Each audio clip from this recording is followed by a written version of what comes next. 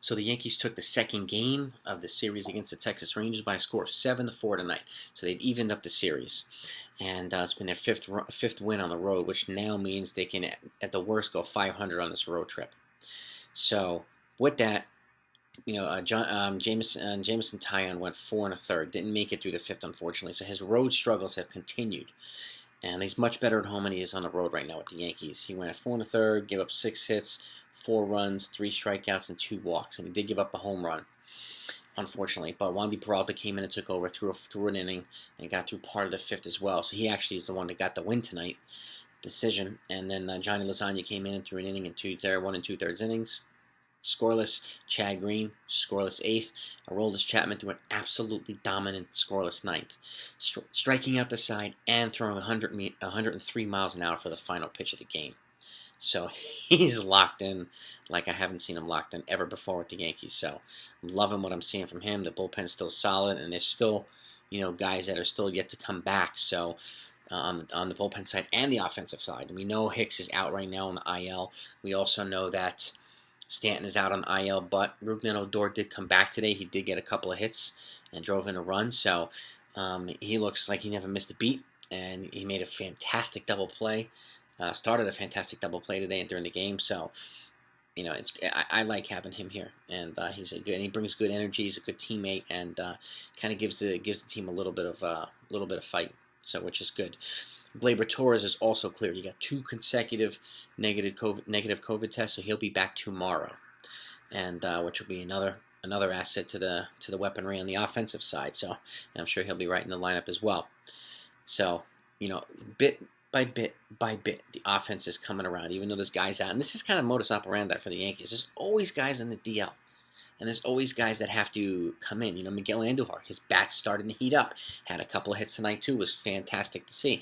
And I've mentioned Chris Gittens quite a few times getting an opportunity, but it doesn't look like there's a path for him. I hate saying it, but there's less and less of a path, in my opinion, for Estevan Florial. Even though he's playing much better, he should be given an opportunity as well. And he's a left-handed bat, too. Young. Got a good arm in the outfield, good defense. He's fast too. So I know the Yankees are looking for a left-handed bat, but I'm hoping that he gets an opportunity to contribute to this team. So, but the barrage of offense for the Yankees, most of it came in the 4th inning today. We had by then the Yankees were already down 4-0 and 3-0. Excuse me. So we had a Gio Urshela RBI double scoring Aaron Judge. Looking at the scoreboard here. Gary Sanchez another double, driving in Gio. Andujar, RBI single, driving in Sanchez, and then DJ LeMahieu hit a 2-run double, putting up the Yankees 5-3 at that point. And then in the 6th inning, DJ hit an RBI sac fly and almost went over the center field wall, but scored Miguel Andujar to put him up 6-3. And the last run was an RBI ground out by Gio Urshela to make it 7-4. So that was the offensive summary for the Yankees today. But again, just a well-fought game. They were down, they clawed together, they bailed out Taillon, they fought back.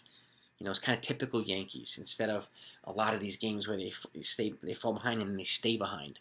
The offense just looks like it has some fire in it. And there's still some guys. Clint Frazier is slowly heating up, but and Odor's back, and Gleyber Torres will be back, and but also Gary Sanchez went out of the game today with a tight hamstring. So Kyle Higashioka replaced him. I don't know what's going to happen with Sanchez. If he goes in the IL, I don't know if Robinson Chirinos is ready to come back yet after having a broken bone in his hand after being hit by a pitch. Hopefully he will be. But I know the Yankees got a lot of prospect depth on the catcher side, but they're mostly in the lower levels. So I'm not sure what the Yankees are going to do. Hopefully he won't go on the IL. Hopefully he's day-to-day, which will take some of the stress off of Higashioka. But they're going to have to do something on the catcher side. So I would keep an eye out for that. And I would also obviously keep an eye out for the left-handed bat.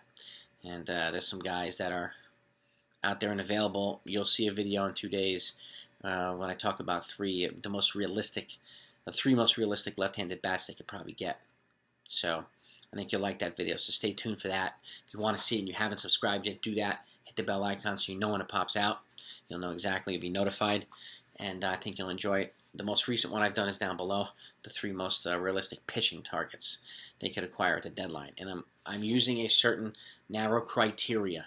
if you haven't seen it yet, that kind of hones in on what they can actually do based on the market need, who's available, team standings, and how much money they have left in the budget. So it's a very, very, small, narrowed lane, and that's why I only have 3.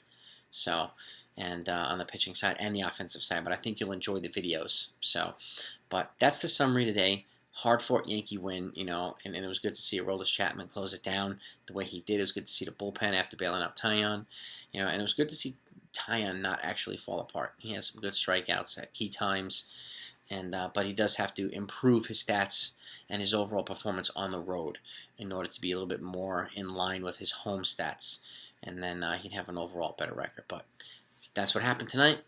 Thanks for watching, and I'll talk to you tomorrow.